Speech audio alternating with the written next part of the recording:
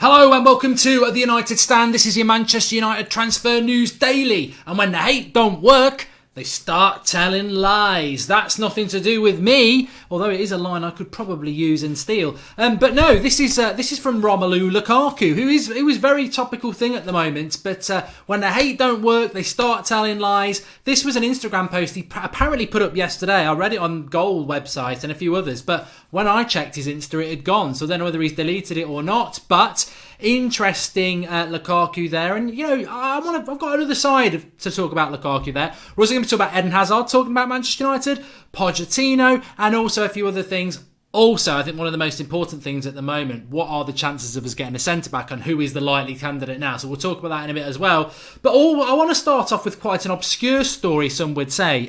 It's from Bjorn Engels, that world-renowned centre-back that everybody's chasing. Yes, Bjorn Engels, 24 years of age, on loan with Reims from Olympiacos. He has come out and said, I won't sign for Manchester United because my wife supports Liverpool. I want to sign for Arsenal. Yes, we're gutted. We're absolutely gutted. Bjorn Engels, that's it. Forget it. We're not getting top four because Bjorn Engels isn't going to sign for Manchester United because his wife supports Liverpool. Exactly. Who the bloody hell is Bjorn Engels? It's like a hypothetical man saying, I'm not going to sleep with Margot Robbie because my wife would go mad about it. You know, an ugly bloke saying that. You've got no chance of sleeping with Margot Robbie, and Bjorn Engels has got no chance of coming to Manchester United. Yet this hits the paper. I mean, can I be on the back page just tomorrow saying, I'd love to take over America and solve all the problems, but my wife wouldn't fancy moving away from the Midlands. You know, it's absolutely irrelevant. Bjorn Engels, who the bloody hell is he? And why are people even printing that story? Is that how slow it was yesterday? I do not know. But he's Belgian, he's 6'4", he's 24, he's on loan at a League One side in France from Olympiacos, and he can't come to United because his wife's a Liverpool fan. I don't know. Anyway, let's get down to the real stuff. Romelu Lukaku. So, when the lies stop, when the hate stops, they got to tell lies, man. I can't find that post, so whether it's true or not. There is one on his Instagram where he says interesting bullshit stories or something from a few days ago. But Lukaku, to be fair to him, I'm going to be defensive of Lukaku here. The one thing he has got is a very, you know, people say he's got a bad first touch, but he's got quite a vicious tongue at times in a good way. I think he comes out fighting. You know, I remember when he said about Mourinho a few months ago, you know, grow your ass up, man, and if you've got issue with him, get on with it, sort of thing. And he's certainly quite, you know, it looks like he's quite a moody sort of player. You don't take no shit, man. So, you know, I think that's quite a good attitude to have. But I mean, more interestingly, with Lukaku, I think we were talking about it on Sunday night. How do you solve a problem like Lukaku? He's on massive money at Manchester United. And I think people who are just saying, oh, let's sell Lukaku, you've got to appreciate that he had his dream move from Everton to Manchester United. That was the big move for him. Anywhere else, as Cantona always said, is a step down. Unless you're going to Madrid or Barcelona, and some people like Ronaldo see that as a step up. But I tell you what, he ain't got no chance of going to Madrid or Barcelona. They wouldn't touch him because he's just not that level of a quality player, which we're finding out now. So Lukaku is probably like, well, I don't really like the way I've been treated since Mourinho's gone. I think I should be the number 9. And if you think you're getting rid of me, you've got another thing coming because I'm on massive money here and I want to stay here. And that's the solution that Ollie's got to find. And I think, you know, a lot of people don't really appreciate that the hard job that Ole Gunnar Solskjaer has at Manchester United, because even if he's not the manager, Pochettino or whatever, they've got to try and get the best out of a striker that's got no build-up play and no first touch. He can get on the end of goals. The positives of Lukaku are put crosses into the box, give him chances in the box. He can score. He can score. I know we laugh at some of the misses, but he does score a lot of goals. You can't knock somebody who's scoring nearly 30 goals every Premier League season. So he can score goals, but what he can't do is build play up and be part of that process, which you need to be in the modern team that's going for top 4. I mean, you look at Liverpool with Firmino, you look at Man City with Aguero and Jesus, you look at Harry Kane at Spurs. I mean, you look at Chelsea, how they're struggling without a number 9, but Morata's build-up play was okay. He just couldn't put the ball in the back of the net. You've got to have a striker who's everything now. The days of Gary Lineker and his tent in the 6-yard box, just getting on the end of goal hanging, that's gone. Your Darren Bents, that sort of striker are finished. They're relics, they're dinosaurs. As a top striker now, yes, you've got to get on stuff on the end of the box, but you've also got to be involved outside the box. You've got to be an all-rounder. And that's the same for centre-backs. The days of just being a Chris Smalling type centre-back who's dominant in the air, good tackler, you've also got to be able to bring the ball out with your ball at your feet, or you don't go to World Cup. So I think Lukaku is a prime example of the modern footballer. If you're a winger, you've got to be able to skin people, but you've also got to track back and be physical. If you're a midfielder, you've got to everybody's got to have. If you're a goalkeeper, you can't just be good with your hands. You've got to be good with your feet as well. Foot fetish, the whole thing. And that's where Lukaku stumbles down. So how United solve that, I don't know. I saw some people yesterday. The reason I brought Lukaku up is I want to get your comments in below, because I'm building towards a show I want to do on this in a couple of weeks' time. But what would you do with Lukaku? Get your comments in below. Personally, my feeling is this. If we can get 50 million for him, 60 million, I'd do it. I know it's a loss of 30 million, but sometimes you've got to take that loss. I don't see anybody spending anything more than that, especially if he's going to go to Italy. Future-wise, I think if Ollie stays, I can't see a future for Lukaku. If we get a different type of manager in, they might be able to find a way, maybe like Roberto Martinez as at Belgium. Belgium is still a very, very good team to watch, and Lukaku's just basically get in the box and get on the end of things, and I'll have Hazard and De Bruyne and everybody else doing all the creative work around you. United are either going to have to change the way they're playing, which they won't do if they keep Ollie. If we keep Ollie, I think Lukaku's got to go. It's as simple as that. Speaking about Belgium, Eden Hazard speaking yesterday about potentially leaving Chelsea. He said, I wanted to go after the World Cup, but things have changed. I feel I'm having the best season I'm having now. He was asked about Zidane wanting him at Madrid. He said, I don't know about that. And even if Zidane went to Manchester United, I wouldn't go there. And I tell you what, again, I would put Eden Hazard almost in the same category as Bjorn Engels. You're both Belgian, and I don't want you at my club. Who are you? I don't want a Belgian Nathan Redmond. I don't want a Belgian... he's better than that, to be honest. Eden Hazard's a good player, but I don't want Eden Hazard at Manchester United for many reasons. He's 28, isn't he now? He's only like signing Alexis Sanchez, somebody else's good player coming towards the end of their career. I don't want Hazard anyway. So I think Hazard and his whole flirting around with people saying, I won't go here, I won't go there. I don't want you anyway. I don't want you anyway. And that's the only reason I brought you up on this show. I personally do not want Eden Hazard at Manchester United. We've got plenty of talent, thank you very much. We don't need anybody else's best player. I'm fed up with that. Also, the Pochettino thing is getting quite interesting with Pochettino, because the reality with Pochettino is that I think that he is now going into a very, very, very difficult stage with having no injuries, having all the injuries he's got with Dele Alli and Harry Kane and Son. And whether Pochettino is going to be our manager or not, I think Pochettino deserves to be mentioned in a transfer show, because we forget about this a lot. Pochettino is going to cost us 40 or 50 million pounds. 40 or 50 million pounds to get Pochettino. A lot of people are now thinking it's Ollie or Poch. And I think if you're having that conversation in your mind, I don't know whether I want Ollie or Poch, I like them both, just keep putting it into your mind for the next few months. 40 to 50 million pounds to go on Pochettino. That's a player. That's a signing.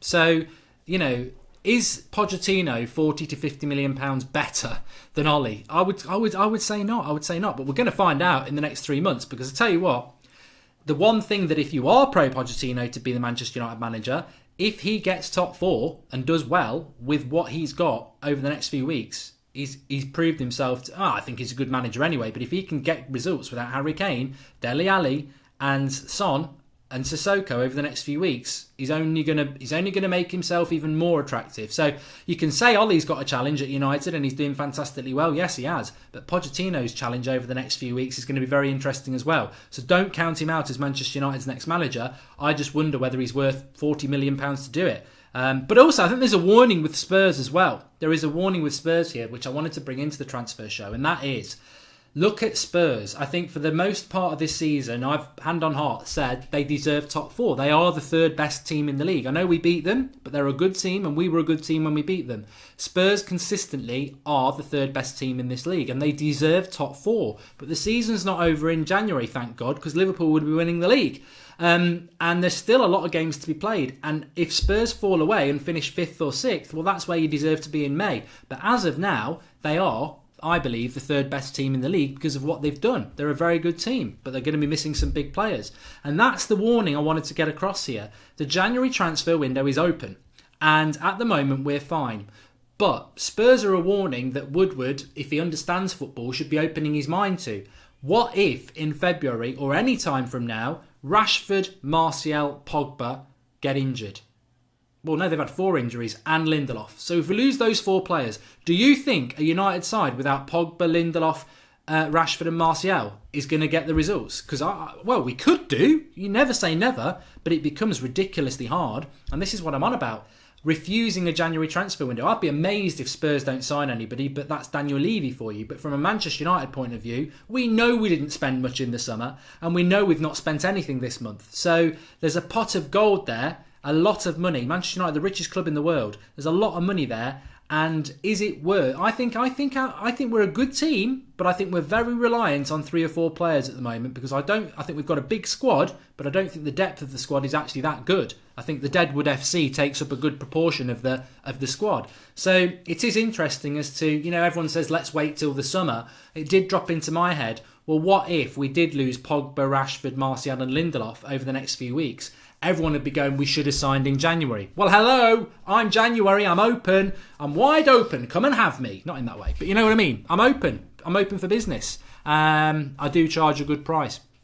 But so, that is an interesting thing, which brings us into the centre-back situation, which is the one situation I think is the most important at United. And I was thinking about this the other day. Militao is probably going to go to Real Madrid in the summer, so he's not available now. Manolas is available in the summer with his £32 million release clause. At the moment, it would cost you probably $50 million to get him, and I don't think Roma would want to sell. Koulibaly, I think with Koulibaly, 90 million now, 90 million in the summer. I know people are saying, you've got to wait till the summer. He signed a new contract 6 months ago.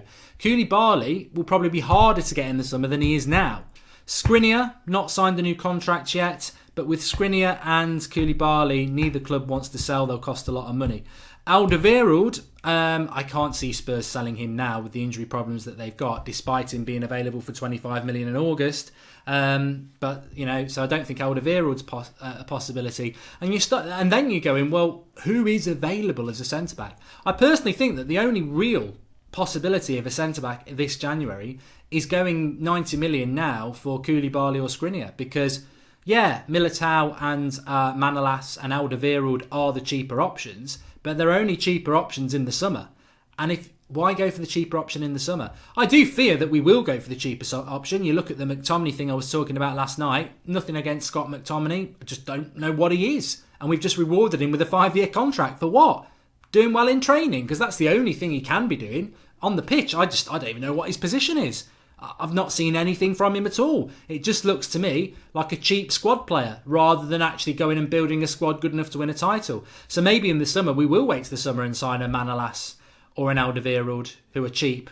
But to be honest with you, I think now in January and in the summer, the best options are the same. Skriniar or Koulibaly are going to cost you 90 million now and they're going to cost you 90 million in the summer. So I just think if the warning's there with Spurs, isn't it? If we get injuries, let's have a look at it. Smalling's been quite injury prone this season. Phil Jones is injury prone. Eric Bailly is injury prone. Rojo is injury prone. Lindelof's the only real centre back we've got who has been relatively injury free. We need a centre back because the ones we've got aren't good enough anyway. But the ones we've got are also massively injury prone. So we could be in a lot of trouble. I still think that 90 million now. Go and get Koulibaly. There's not a manager in the world that's going to walk in the door in the summer, if it's not Ole Gunnar Solskjaer, if it's Pochettino or Zidane or even bloody Simeone and his bus. They're not going to walk in and go, I never wanted Koulibaly or Skriniar. They are the two of the best centre-backs in the world. So it makes a hell of a lot of sense to me. But lots for you to talk about. Lukaku, what would you do with the situation? The centre-back situation, of course. Pochettino. Would you pay 40-50 million pounds for Pochettino over sticking with Ole? And how do you think... also, get in the comments, because we can always come back to this. What do you think is going to happen to Spurs? Do you think they will make the top 4? And if they do make the top 4 with all the injuries they've got, what does that make you think about Pochettino? Because it's a hell of a challenge for him. And I think there'll be a part of him thinking, maybe Ole's moved ahead of me. Because I think Pochettino wants the United job. I really do. I think he is. Let's get back in the Goldbridge nightclub again. I think he's the Argentinian there, hitching up the night skirt, saying, come on, let's get it on in the toilets. And we're like, well, we're enjoying Ole's Norwegian conversation here. We might be in there in a minute, but I think I might crack on with Ole for the moment. But I tell you what, if he goes and gets some good results, with the injuries that he's got, suddenly the Argentinian at the bar becomes a little bit more attractive. But it's interesting. Get your comments in below. The fact is, we don't need to make our mind up yet, but it is exciting.